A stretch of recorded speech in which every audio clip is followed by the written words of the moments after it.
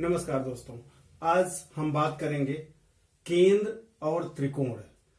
कुंडली जो होती है इसमें केंद्र और त्रिकोण क्या होते हैं, इसके विषय में हम डिटेल में बात करेंगे। अपने जो लोग आज हमारी कुंडली वाले क्रम में पहली बार जुड़ रहे हैं, इस पार्ट में जुड़ रहे हैं, वो जो पिछली हमारी वीडियो है सीरियल नंबर 1 से लेकर के 5 तक, उनको देख लेंगे तो ये चीजें ज्यादा क्लियर होंगी।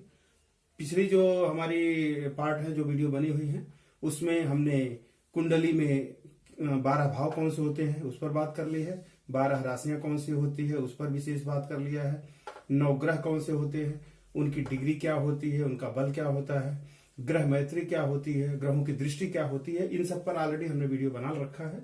तो आप जो है इसको जाकर के देख के आएंगे तो जो आज बात करेंगे, आगे हम बात करेंगे, वो आपको अच्छे से समझ में आएगा। तो केंद्र क्या होता है? जो ये कुंडली है, 12 भाव इसमें होते हैं, 1 2 3 4 5 6 7 8 9 10 11 12, ये 12 भाव होते हैं। हम लोग इसकी बात कर चुके हैं। अब इसमें केंद्र भाव कौन होते हैं, त्रिकोण कौन से होते हैं?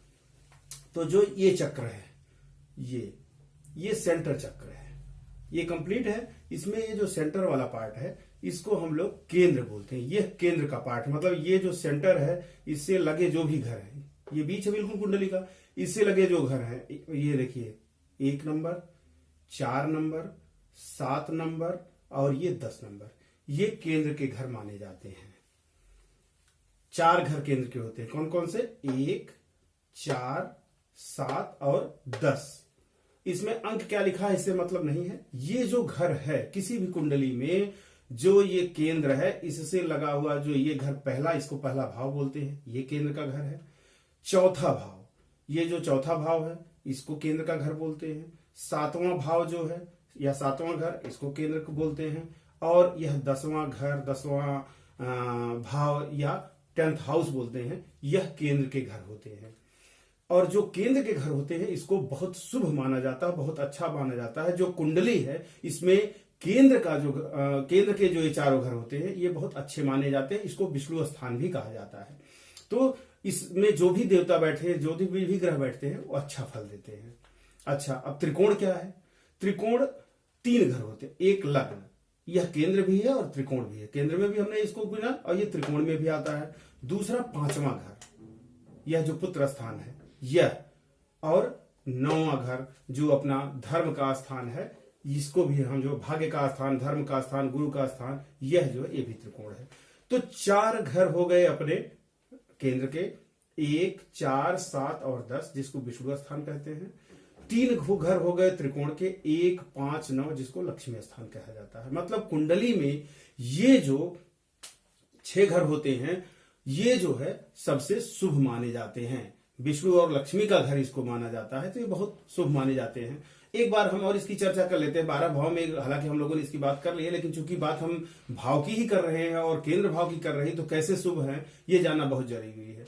जो पहला भाव होता है, इससे हम क्या देखते हैं, यह बेसिकली जो आपका स्वरूप है, जो व्यक्तित्व है, उसको इससे देते हैं। शरीर की बनावट, आपका मुंह कैसा होगा, गोल होगा, काला होगा, गोरा होगा, स्वरूप कैसा होगा, आपकी वाणी कैसी होगी, आपका व्यक्तित्व देखने में कैसा लगेगा, आपका आचरण कैसा होगा, स्वभाव कैसा होगा, आप दिखने में कैसे होंगे, ये जो सब चीजें हैं, यह लग्न भाव से देखा जाता है।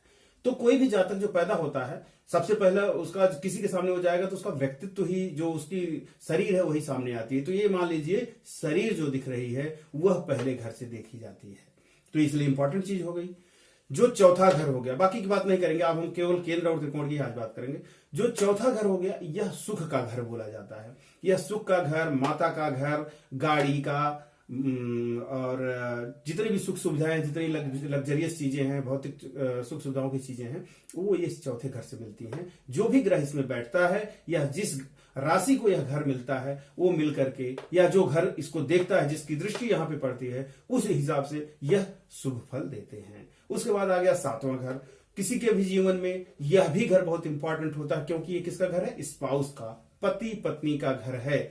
अगर ये पुरुष की कुंडली है तो उसकी पत्नी का घर है, अगर यह किसी स्त्री की कुंडली है तो उसके पति का घर है। यही पार्टनरशिप का भी घर होता है। अगर आप कोई बिजनेस करते हैं तो पार्टनरशिप में आपका बिजनेस अच्छा चलेगा नहीं चलेगा, वो इस घर से देखते हैं। दूसरे जो केंद्र लग्नेश होते हैं, जो लग्न के स्वामी होते हैं, जो इस घर के स्वामी होते हैं, जिसको ये घर मिला होता है, उसकी बिल्कुल सम्मुख दृष्टि इस पर पड़ती है, तो उसलिए भी ये घर बहुत इंपॉर्टेंट हो जाता है। और किसी के जीवन में ये चीजें बहुत इंपॉर्टेंट, शरीर इंपॉर्टेंट है, सुख सुविधा इंपॉर्टेंट है, पति पत्नी इंपॉर्टेंट है, और उसके बाद चौथी चीज क्या आती है जो इंपॉर्टेंट है, वो है कर्म। ये 10वां घर कर्म स्थान बोला जाता है। कर्म, रोजगार, आप कौन सी नौकरी करेंगे, कहां से आपके पास पैसा आएगा, किस तरह का काम करेंगे, सरकारी नौकरी करेंगे, प्राइवेट करेंगे, आप छोटी नौकरी करेंगे, बड़ी नौकरी करेंगे, वह जो सब देखा जाता है वो यहीं से देखा जाता है। तो ये भी बहुत इंपॉर्टेंट स्थान है। तो केंद्र के जो चारों घर हो गए, तो आप देखिए किसी के भी जीवन में चारों इंपॉर्टेंट होते हैं, इसीलिए केंद्र यहाँ की कुंडली में भी इन चारों घरों को बहुत ही महत्वपूर्ण माना गया। तो ये तो हो गए केंद्र के घर। अब त्रिकोण के घर कौन बचे? केंद्र का तो हमने बता दिया, ये केंद्र और त्रिकोण दोनों है, तो इसमें सेम फल वही रहेगा। त्रिकोण में एक जो दूसरा घर आता है वो आता है 5वां स्थान, 5वां घर कुंडली का, जिसको हम, अब 5वां घर कैसे हुआ ये आपको गिन के हम पहले बता चुके हैं, फिर भी जान लीजिए।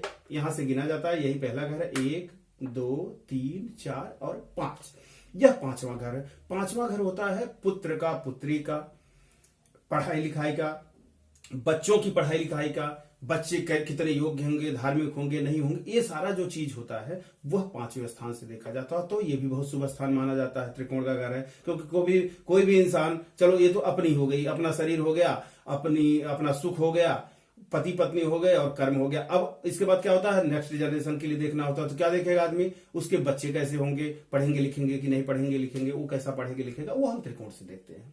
अगला त्रिकोण 9वां घर है, जिसको हम, इसको धर्म स्थान भी बोलते हैं, इसको हम भाग्य स्थान भी बोलते हैं, इसको पिता का भी घर बोला जाता है, बड़ों का घर बोला जाता है। तो यहाँ बच्चे होगा और यहाँ बड़ों के, क्योंकि ये कहावत है कि बाढ़े ही पूत पिता के धर्म में, कहने का मतलब अर्थ ये होता है कि बच्चों की जो उन्नति होती है वो धर्म से होती है, बड़ों की कृपा से होती है, पिता के पुण्य कर्म से, बाप के पुण्य कर्म से होती है। तो ये भी देखना बहुत जरूरी है। यह एक त्रिकोण घर हो गया। अब आगे जब हम लोग बात करेंगे तो त्रिकोण और केंद्र, ये जो 2 घर हैं, 4 त्रिकोण हो गए और ये 3 केंद्र घर हो गए। जब ये आपस में मिलते हैं, कहने का मतलब, अगर मान लीजिए यहां त्रिकोण में कोई ग्रह बैठा है, उसका संबंध केंद्र के घर से होगा, केंद्र के स्वामी से होगा, या ये केंद्र के जितने चारों घर हैं 1 4 7 10 इनमें से किसी के साथ संबंध होता है तो राजयोग बनता है। कहने का मतलब ग्रह, जो भी ये ग्रह होते हैं अपना उत्कृष्ट फल देते हैं, सबसे बेस्ट फल देते हैं। तो ये बहुत अच्छा होता है, क्योंकि केंद्र में भी ग्रह अच्छा फल दे रहे हैं, त्रिकोण में भी दे रहे हैं। लेकिन और त्रिकोण, अब सोचिए कि विष्णु और लक्ष्मी का जब संयोग होगा, कहने का मतलब जब केंद्र और त्रिकोण का संबंध होगा तो अपने आप ही अच्छा फल मिलेगा। ये तो विष्णु स्थान हो गया, त्रिकोण हो गए आपके लक्ष्मी स्थान। तो जब विष्णु स्थान त्रिकोण स्थान से मिलता है तो और बढ़िया फल मिलता है। तो कुंडली में आगे हम जब विस्तृत बात करेंगे तो ये देखेंगे, राजयोग की बात करेंगे, बहुत सारे राजयोग होते हैं। तो उनकी जब बात होगी तो हम बताएंगे कि त्रिकोण से केंद्र का संबंध होने पे कौन कौन से योग होते हैं, कौन कौन से राजयोग होते हैं, कौन ग्रह किसके साथ मिलता है तो कौन सा राजयोग बनाता है, वो सब हम लोग अपने आगे बात करेंगे। आज हमने जो समझा वो कि केंद्र के घर क्या होते हैं, उनका महत्व क्या है, त्रिकोण के घर क्या होते हैं, उनका क्या महत्व है। आज के लिए बहुत बहुत धन्यवाद।